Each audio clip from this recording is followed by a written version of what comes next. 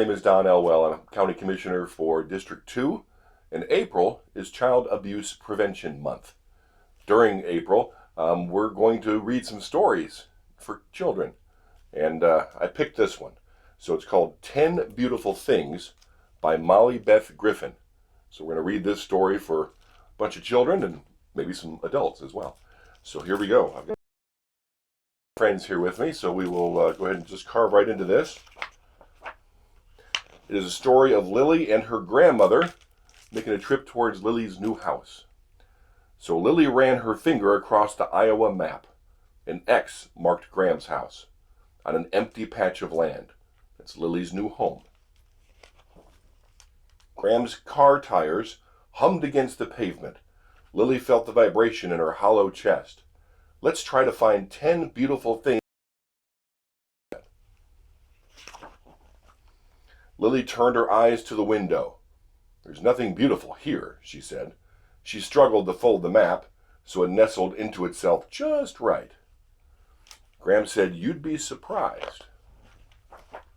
And sure enough, at that very moment, the sun broke over the long horizon. Lily gasped. "There's number one," she cried. "Right you are, Lily." So number one, of course, was the sunrise. Hosts rushed past. Graham flipped on the radio, trying to fill the silence. Lily felt the complaints starting in her belly once again, coming up her throat and nearly out of her mouth. But then Graham shouted, "Number two!" A wind farm had sprouted in the field beside the freeway. Spinning windmill blades gleamed in the morning sun. Lily concentrated on the game and found number three real fast. A bird perched on a swaying stalk of last year's corn. It was dark and bright all at once, its beak wide open in a song that they could not hear. So that was number three. Later, Graham signaled and turned the car onto a smaller road. "Two more highways to go," she said. Lily popped a handful of crackers into her mouth, but food didn't fill up her hollow places. So Graham cracked her window, and in came the air, rushing in sound and cold. And Graham chose number four, the gurgly sound of a melting creek. Lily dozed off. She woke up when Graham tapped her knee and pointed out a falling apart barn. "That's not pretty," Lily said. "That can't count." She said, "We're not looking for pretty. We want beautiful," Graham said. So it stood, halfway to 10, number 5, a falling down barn. At a rest area, while Graham stretched her creaky body. I know how that feels. Lily picked number 6, the smell of mud, she said, inhaling. Graham shut her eyes and nodded slowly. "It's earthly and rich. I'd never really noticed." Lily breathed in the mud smell and focused on just that. It poured itself into some of the empty spaces inside her. Back on the road again, the car seemed smaller.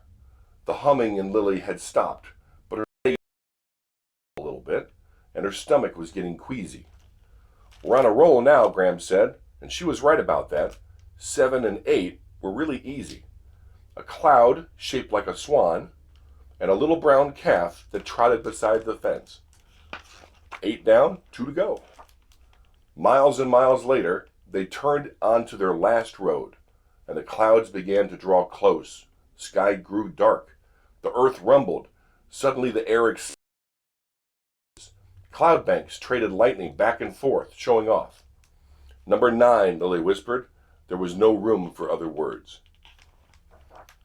The storm took up the whole world, and it filled up Lily, too. She was here with Graham, and for a whole minute, that was all that mattered.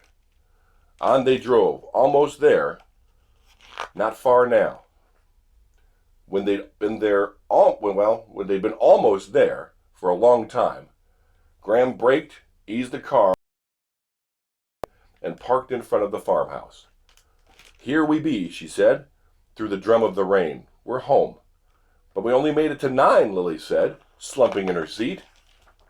"Nope, 10 easy." Graham came around with the umbrella, and Lily stepped out of the car. "We are 10. Graham said. Lily sank into her familiar hug.